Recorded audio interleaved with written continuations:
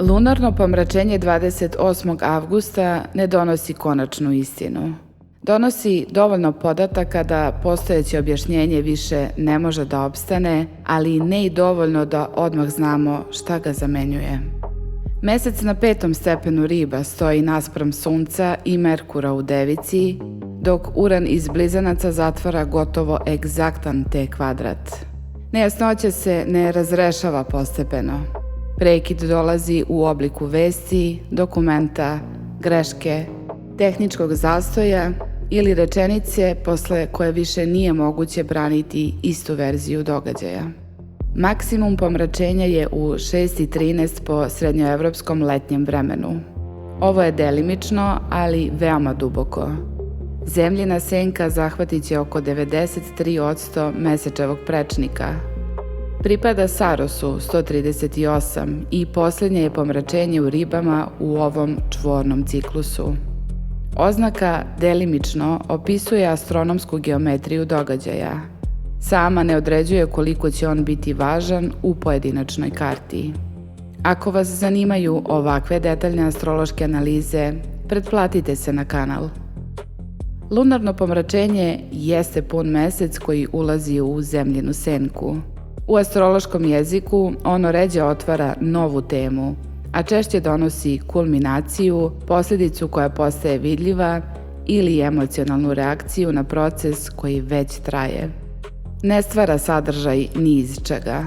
Izvodi ga na površinu onda kada ga je najteže kontrolisati, racionalizovati ili zadržati u privatnosti. Ovo je poslednje pomračenje u Ribama u nizu koji od septembra 2024. prelazi preko ose Riba-Devica, pomerajući se od kasnih ka ranim stepenima. Zato 28. avgust nije usamljen datum. Kod onih kojima su ranije pomračenja na ovoj osi dodirivala važne natalne tačke, sada se može pojaviti završni deo procesa.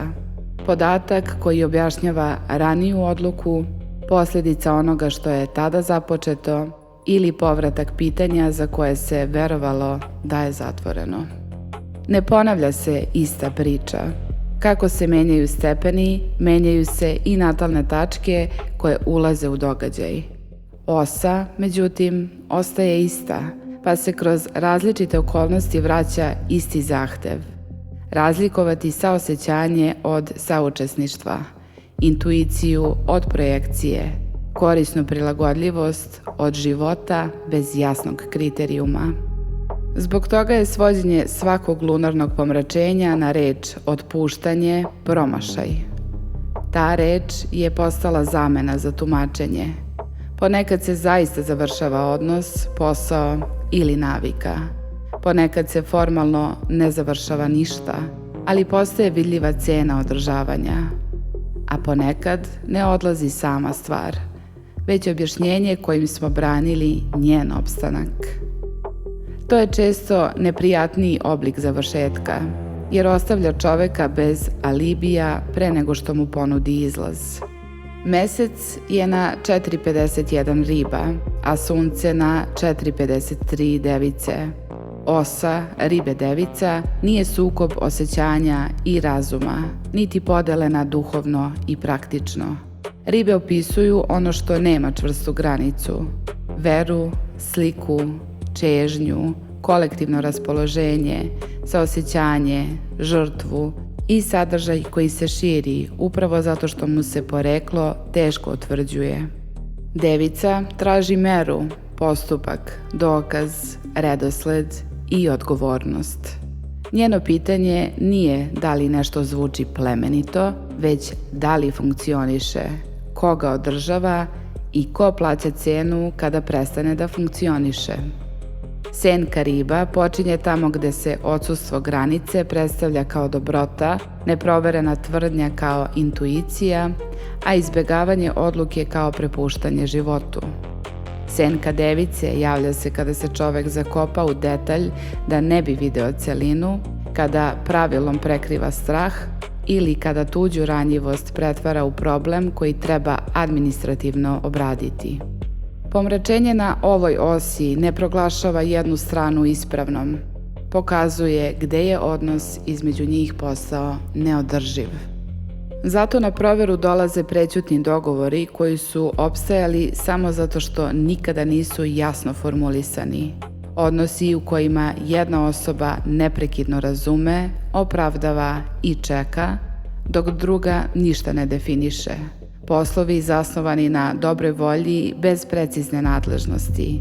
Zdravstvene, radne ili finansijske okolnosti u kojima se posljedice godinama saniraju, a uzrok ostaje bez odgovora. Ribe podnose neizvesnost duže od većine znakova.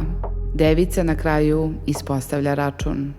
Tradicionalni dispozitor meseca, Jupiter u lavu, prilazi trigonu sa retrogradnim Saturnom u ovnu, egzaktnom na 13:41 u noći između 31. avgusta i 1. septembra. To je važan korektiv.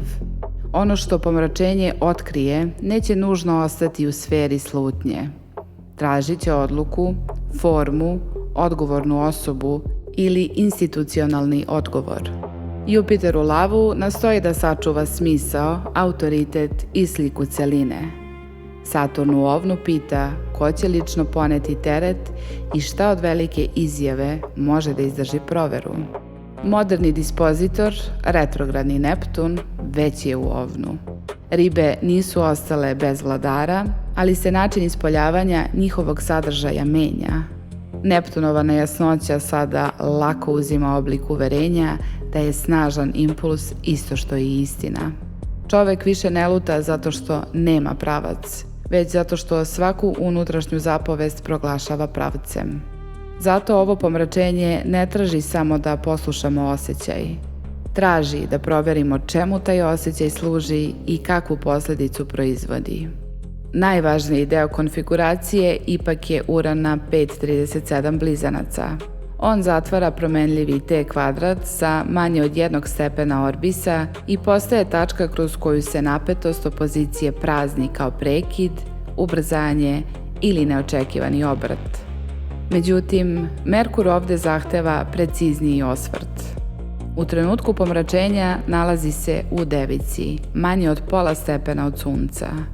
Prethodne večeri prošao je kroz egzaktnu konjunkciju i Kazimi, kroz samo srce Sunca, ali je do maksimuma već izašao iz tog uskog zaštitnog orbisa i ponovo ušao u duboku spaljenost.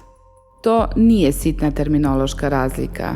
U Kazimiju je planeta privremeno ojačana. U spaljenosti gubi samostalnost i vidljivost. Merkur je pritom u svom sedištu i znaku egzaltacije. Posjeduje izuzetnu sposobnost da prikupi, razvrsta, proveri i ispravi podatak. Spaljenost mu ne oduzima instrument, već distancu od solarne volje.